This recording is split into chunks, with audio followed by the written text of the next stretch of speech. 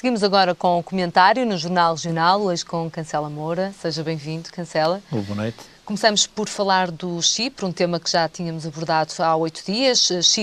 Chipre e Troika já chegaram a acordo. O Chipre comprometeu-se a salvaguardar os depósitos até 100 mil euros.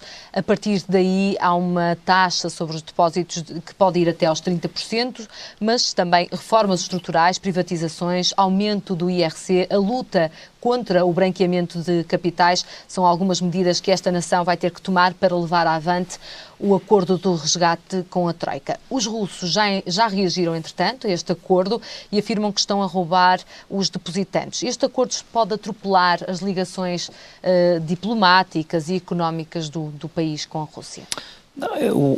Aquilo que neste momento é importante equacionar é se esta onda de choque que pode provocar este acordo. Importa aqui lembrar que este acordo que a Troika quer, a que se chegou e que a Troika no fundo quis impor aos Chipre, é de todo em todo diferente e uma exceção àquilo que tem vindo a ser regra com os países membros da zona euro. Aquilo que referiu, sobretudo com a Rússia, não é só com a Rússia, mas eu referia três ou quatro aspectos desta onda de choque. Por exemplo, houve uma desvalorização do euro, queda das bolsas em termos europeias.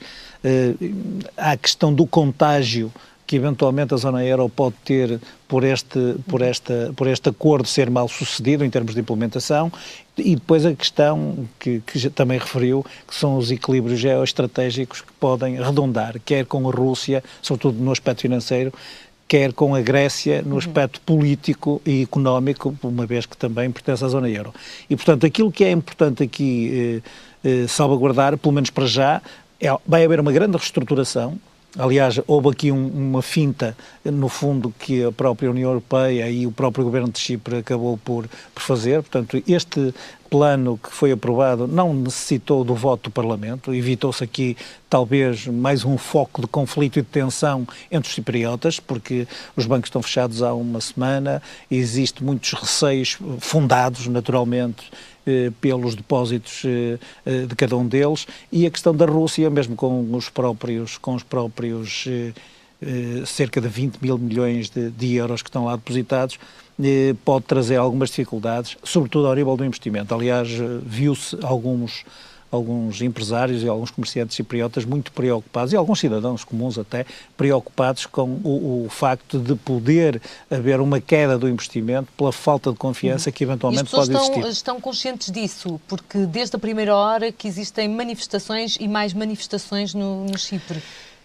Além das manifestações, aquele sentimento de grande preocupação, ainda estamos por perceber aquilo que vai acontecer nas próximas semanas. As medidas estruturais ou as reformas estruturais que o país pode vir a ter, como um plano de austeridade, serão anunciadas a posteriori. Estas medidas que nós estamos a referir são medidas mais ao nível financeiro e que poderão levar, naturalmente, é o que se fala, que efetivamente em termos estruturais o Chipre está com dificuldades, sobretudo na banca. E me importa aqui referir que o segundo maior banco de Chipre, que é o Banco Laiki, vai acabar por desaparecer, vai haver uma liquidação e vão transferir os depósitos garantidos agora até 100 mil euros para o Banco de Chipre, que vai sofrer uma grande reestruturação. Tal como noutros países da zona euro, este Banco de Chipre vai acabar por fazer uma redução na devida proporção, porque aquilo que está aqui em causa é uma profunda reestruturação deste banco, e importa aqui referir que esta medida, esta reestruturação, não pode ser financiada por, portanto, nenhuma ajuda internacional. E, portanto, é mais um fator que vai levar a que o próprio país viva momentos de muita dificuldade. Aliás, aí se não se coibiram de dizer quer o Presidente do Eurogrupo, quer o Presidente de Chipre, o próprio Ministro das Finanças, que vieram exatamente chamar a atenção para os tempos difíceis que irão os cipriotas, portanto, encarar no futuro mais próximo. É natural que assim seja, porque, tal como noutros países da zona euro, aquilo que se percebe é que provavelmente a bolha, quer imobiliária, quer também esta em termos financeiros, porque também se faz muita referência àquilo que possa ser a lavagem de dinheiro vindo ou proveniente da Rússia para depois ser reintroduzida novamente na Rússia, quase como um dinheiro limpo, pode ter originado ou inflacionado todo este mercado financeiro em termos de chips. Vindo este caso de fora, ou seja, pela parte da comunidade internacional, a ajuda a este país será de 10 mil milhões de euros, muito inferior ao empréstimo que foi, por exemplo, feito ao nosso país. Parece-lhe que aqui a receita da austeridade, com a subida do IRC, com a reestruturação do próprio país, etc., parece-lhe excessivo? Ou não? Não, é isso que ainda estaremos para ver. A ajuda a Chipre é cerca de 8 vezes menos do que aquela que foi dada a Portugal. E, portanto, também temos que perceber que Chipre é uma ilha, uma pequena comunidade à beira de um país como Portugal. Mas, independentemente disso, provavelmente em termos geopolíticos e até geoestratégicos, há aqui equilíbrios muito importantes a fazer do ponto de vista político e, portanto, que Portugal necessariamente não tinha. Por outro lado, é um bocadinho diferente de Portugal, porque o setor bancário em Portugal tinha uma solidez, apesar de todas as suas fragilidades, e aquilo que esteve em Portugal foram as imparidades bancárias e, portanto, havia aqui uma exposição muito menor do nosso setor bancário, enquanto que em Chipre, segundo se compreende, a dimensão do problema está muito centrada no aspecto financeiro e na banca e, portanto, grande parte desta ajuda vai ser necessariamente para refinanciar o setor bancário. Como disse, grande parte das medidas que eventualmente, portanto, tratar-se-á de uma reestruturação bancária, por assim dizer. Como já disse, eu acho que, por exemplo, esta taxa de 30%, cria alguma equidade, porque, e não quebra a regra de ouro que estejam da União Europeia, e importa também dizer que estes 30% de taxa sobre os depósitos superiores a 100 mil euros serão usados precisamente para bater à dívida, o que significa que, de certo modo, isto pode ser uma almofada a criar um impacto menos negativo nas medidas de austeridade que possam vir a ser tomadas. Porque, efetivamente, se o problema for resolvido ou for atalhado desta maneira, por exemplo, o IRC de que falou, os impostos passarão de 10 para 12,5%, também haverá um imposto sobre privatizações e, portanto, eu penso que é tudo muito centrado nesta questão económica, financeira, antes mesmo, porque o protocolo que vai ser assinado nas próximas semanas, aí sim é que vão prever reformas estruturais em termos económicos e sociais. Passamos para o nosso segundo tema. Os ministros Álvaro Santos Pereira e Miguel Relvas podem estar de saída do governo depois da Páscoa. Esta ainda é uma decisão não oficial, avançada hoje pelo jornal I. Acha que, de alguma forma, a moção de censura do Partido Socialista que está anunciada para abril pode precipitar, pode redundar numa situação destas dentro do Executivo de Pedro Passos Coelho? Sim, olha, a primeira coisa que gostava de dizer é que a notícia de uma eventual remodelação já acaba por ser uma previsão de há muitos meses. Eu julgo que começa a ganhar forma, que uma situação que há muito pouco tempo também não era considerada, que era uma eventual queda do governo ou uma eventual remodelação com maior consistência, porque acreditava-se que efetivamente os resultados das políticas que estão a ser implementadas pudessem ser efetivamente mais positivos.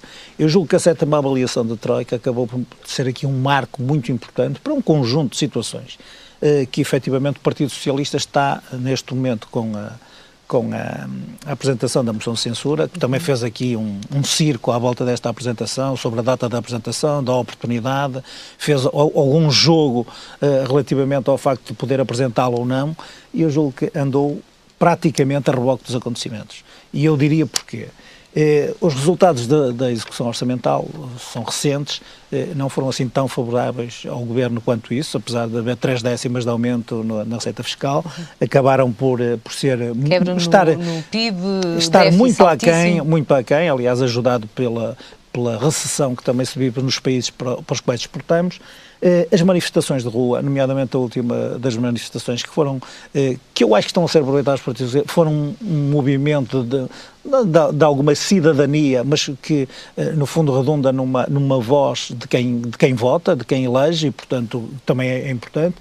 A questão que se coloca com o eventual chumbo de algumas normas do Orçamento de 2013 pelo Tribunal Constitucional, e, portanto, e até algumas divergências cada vez mais profundas nos partidos da coligação, são fatores que levam a que efetivamente o Partido Socialista aproveita a oportunidade e eu diria, o Partido Socialista anunciou isso, para fazer uma ruptura definitiva com a assinatura do memorando. Eu acho que, efetivamente, António José Seguro, mais uma vez, caiu numa enorme contradição, porque apesar de ter dito e anunciado a moção de censura contra o Governo por ter falhado todos os objetivos, acabou e apressou-se, no fundo, a escrever depois ao embaixador dos Estados Unidos e mesmo à Troika a dizer que cumpririam os compromissos que efetivamente tinham sido assumidos pelo Estado português, portanto, se fossem Governo. E, portanto, eu julgo que há aqui uma enorme contradição relativamente portanto, à teoria e à prática do Partido Socialista. Mas, sendo certo que os próximos tempos serão muito, muito, muito difíceis. O Primeiro-Ministro está pressionado neste momento a mexer no Governo, no mínimo nas pastas onde as previsões estão a falhar, por exemplo, as finanças? Eu admito que, olha, a propósito das finanças, e muito sinceramente vi o ex-ministro Luís Amado, portanto, o ministro de José Sócrates, o ministro dos Negócios Estrangeiros, dizer que até pensaria que poder-se-ia mudar de governo, mas de ministro das Finanças não, porque ele era um elemento essencial para a implementação de um memorando de entendimento e de um programa que ele conhecia muito bem. E, portanto, há aqui alguma contradição sobre aquilo que eventualmente possam ser os resultados positivos ou negativos do governo ou da implementação das medidas do memorando de entendimento. Mas julgo que nós todos, inclusivamente os portugueses, estão conscientes disso, até as últimas sondagens referem a essa situação. A grande parte das medidas que estão a ser tomadas, infelizmente, tê-las ia tomado o PSD, que agora está no governo, ou o Partido Socialista. Portanto, indiferentemente, estou convencido que nenhum governo poderia orientar-se de modo diferente, porque o verdadeiro programa de governo é o memorando de entendimento. No debate quinzenal, o Primeiro-Ministro lembrava isso a António José Seguro, dizia que ele não tinha estratégia e apenas medidas avulso. Mas não há alternativa, não há fuga. Não me parece, aliás, esta questão da moção de censura, como alguns dizem, e o PSD acusou o Partido Socialista disto, justificam algum equilíbrio interno, nomeadamente o último e recente acordo com António Costa, que eu também acho que acaba por haver alguma hipocrisia interna sobre o momento e a oportunidade de discutirem a liderança, e portanto julgo que António José Seguro está mais preocupado com estes jogos de bastidores dentro do Partido Socialista e para a questão da oportunidade da apresentação da moção de censura do que propriamente em apresentar medidas alternativas e que efetivamente consistentes para o país. E, por exemplo, aqui julgo que o Primeiro-Ministro acabará por estar um bocadinho pressionado e até é estranho que aconteça isso por iniciativa do próprio parceiro de coligação. Mais uma vez, o CDS aproveitou uma reunião da Comissão Política, neste caso de um órgão interno, para, de uma forma desabrida, que eu acho que sinceramente não fica bem, porque o CDS é neste momento um partido que está a executar esta política, a política deste governo, e não pode estar com um pé dentro e outro fora. Não já pode... foi acusado há bem pouco tempo. É inacreditável, porque repare, quer António Pires Lima, quer Diogo Feio, que reclamam, embora António Pires Lima não tenha referido os nomes, mas falava exatamente em Miguel Relvas e em Álvaro Santos Pereira, o primeiro pela falta de coordenação política do próprio governo, que deveria ser reforçada, e o segundo porque era preciso e teriam falhado as medidas de incremento à economia, a captação de investimentos, que também era prioritária, e portanto estas críticas, ou melhor, este repto do CDS foi acompanhado de algumas críticas, inclusivamente de Eduardo Catorga, que efetivamente foi surpreendente, ou então Ângelo Correia, e há ali um grupo também, foi aquele grupo de deputados do PSD dentro do grupo parlamentar, que foi muito crítico relativamente à implementação de algumas políticas económicas, começaram a ser críticas suficientes para o Primeiro-Ministro, neste momento, se sentir pressionado, efetivamente, a mudar de rumo. Por isso é que eu digo que a 7ª avaliação pode ter feito um ponto de viragem relativamente ao atual Executivo. Eu acho que haveria um capital de confiança que ainda assim existia sobre o Executivo, que eu acho que com os resultados desta execução orçamental e sobretudo com a discussão que se fez à volta da 7ª avaliação, que eu acho que se fez muita houve uma expectativa muito grande à volta desta... E a confiança que se tornou em desconfiança das previsões, Cancela Moura. Exatamente. Eu acho que neste momento o próprio Governo acaba por estar refém, por assim dizer, daquilo que são as exigências da implementação do memorando de entendimento, e esta 7ª avaliação julgo que correu muito mal em função daquilo que eram os objetivos iniciais.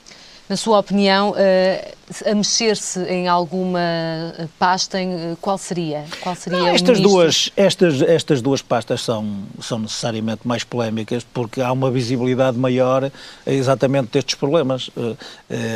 A falta de coordenação política tem necessariamente a ver com uma relação, por exemplo, com o CDS. Isto é uma contradição. É o próprio CDS que levanta uma questão para a qual tem sido o principal responsável pela falta de coordenação, quer dizer, as coisas tinham que ser acertadas, não podem ser discutidas na praça pública. E na economia? E na economia acredito que efetivamente, mais pela polémica que se tem instalado sobre o excesso de austeridade ou ser uma política mais de finanças e menos de economia. E, portanto, acredito que sejam as duas pastas que estejam, talvez, previsivelmente, sob essa desconfiança, mas a haver uma remodelação, como se fala, provavelmente o Primeiro-Ministro que quererá fazer uma alteração mais profunda e poderá ir a outros setores, ou até que não passe só por uma mera cosmética, como já aconteceu pela demissão de um ou outro secretário de Estado. Obrigada pelo seu comentário aqui neste Jornal Regional. Cancela Moura, até 2 a 8 dias.